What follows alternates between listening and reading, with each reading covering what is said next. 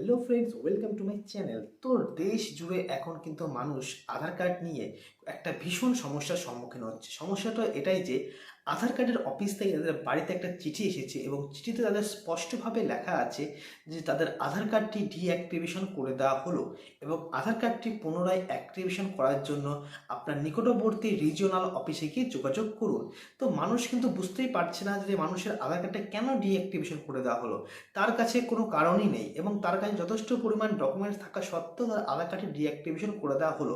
তো তাদের জন্য একটা সলিউশন নিয়ে আমি চলে এসেছি। তো ভিডিওটা স্কিপ না করে সম্পূর্ণ দেখে থাকুন এবং এই ভিডিওর মাধ্যমে আমি টোটাল সলিউশনটা বলে দেবো কি করতে হবে এবং কি করলে আপনার আধার কার্ডটি আবার অ্যাক্টিভেশন হয়ে যাবে। স্ক্রিনে একটা লেটার শো হয়েছে, এই লেটারটায় প্রত্যেকের বাড়িতে এসেছে এবং লেটারে স্পষ্টভাবে লেখা আছে যে 2016 সালের 28 রেগুলেশন অ্যাক্ট অনুযায়ী আপনার আধার কার্ডটি ডিঅ্যাক্টিভেশন করে দেওয়া হলো এবং আধার কার্ডটি অ্যাক্টিভেশন করার জন্য আপনার রিজিওনাল অফিসে গিয়ে যোগাযোগ করুন। তো 28 অ্যাক্টটা কি?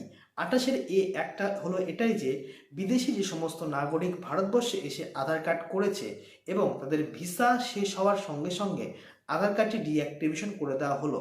কিন্তু এরকম বহু মানুষ আছে যারা কিন্তু অনেক দিন ধরে তারা ভারতবর্ষে বসবাস করছে এবং তাদের কাছে প্রপার ডকুমেন্টস আছে, তবুও তাদের আধার কার্ডটি ডিঅ্যাক্টিভেশন হয়ে গেছে। তাদের জন্য সিম্পল সলিউশন হলো এটাই যে তাদের প্রপার ডকুমেন্টস নিয়ে তাদের নিকটবর্তী আধার সেবা কেন্দ্রে গিয়ে তাদের বায়োমেট্রিক করিয়ে তাদের ডকুমেন্ট আপলোড করিয়ে দিলে তাদের আধার কার্ডটা আশা করছি ঠিক হয়ে যাবে। আর যদিও ঠিক না হয় তাহলে আপনাদের নিকটবর্তী রিজিওনাল অফিসে গিয়ে যোগাযোগ করতে। আমাদের ওয়েস্ট বেঙ্গলের রিজিওনাল অফিস হলো কলকাতাতে, আমি স্ক্রিনে ঠিকানাটা দিয়ে দিয়েছি।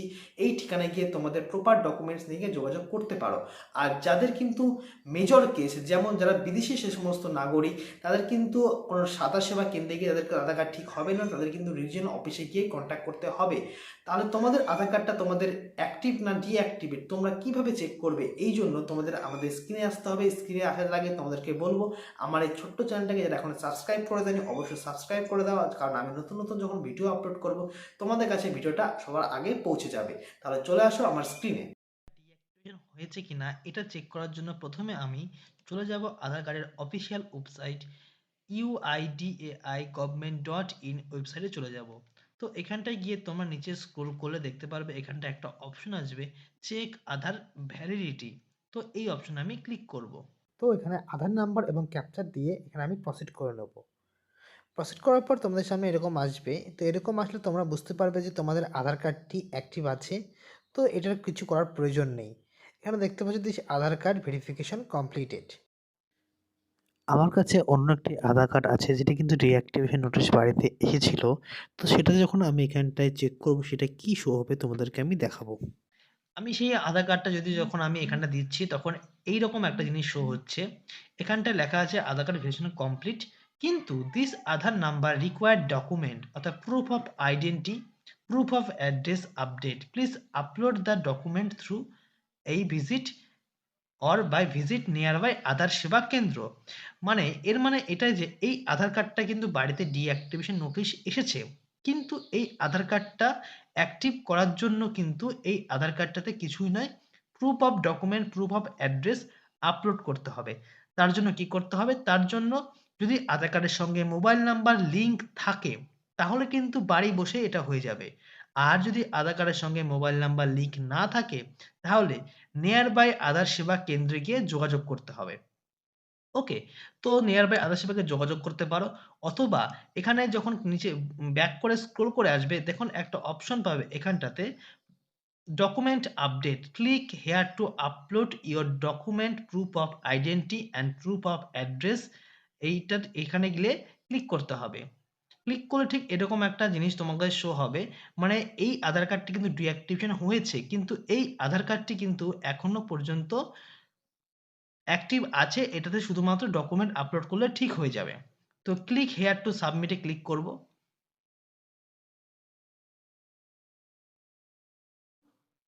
এখানে গিয়ে আমি আধার নাম্বারটা দেবো, দিয়ে আমাদের মোবাইল নাম্বারে একটা ওটিপি আসবে, সেই ওটিপিটা আমি এখানটায় পুট করে দেবো।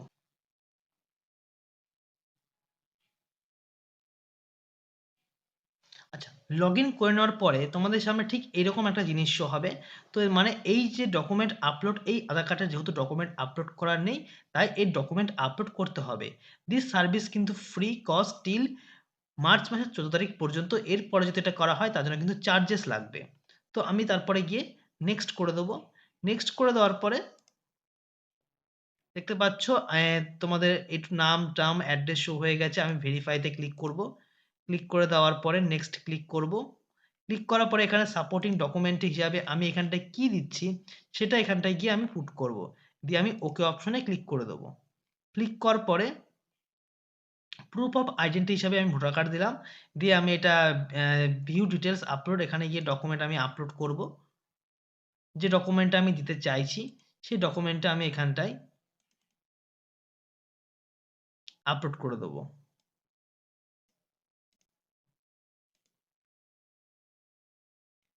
ওকে, তো অবশ্যই ডকুমেন্টের ফরম্যাট নট সাপোর্টেড জেপিজি অথবা পিএনজি অথবা পিডিএফ ফরম্যাটে তোমরা করে নেবে।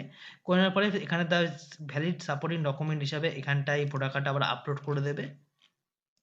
আপলোড করে দেওয়ার পর ওকে নেক্সট এইটাতে ক্লিক করবে। দিয়ে নেক্সট ক্লিক করলে তোমাদের জিনিসটা সাকসেসফুল হয়ে যাবে। তাহলে কিন্তু বাড়ি বসে তোমরা ডকুমেন্ট আপলোড করে নিতে পারবে।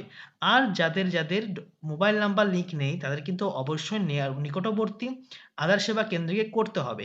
আর যাদের অন্য কোনো ইস্যুর জন্য তাদের আধার কার্ডটি ডিঅ্যাক্টিভেশন হয়েছে তাদের কিন্তু নিকটবর্তী রিজিওনাল অফিসে গিয়ে যোগাযোগ করতে হবে। তাদের কিন্তু এরকম ডকুমেন্ট আপলোডের মাধ্যমে হবে না। তো ভিডিওটা ভালো লাগলে অবশ্যই লাইক, কমেন্ট এবং সাবস্ক্রাইব করে দিও এবং ভালো থেকো, সুস্থ থেকো।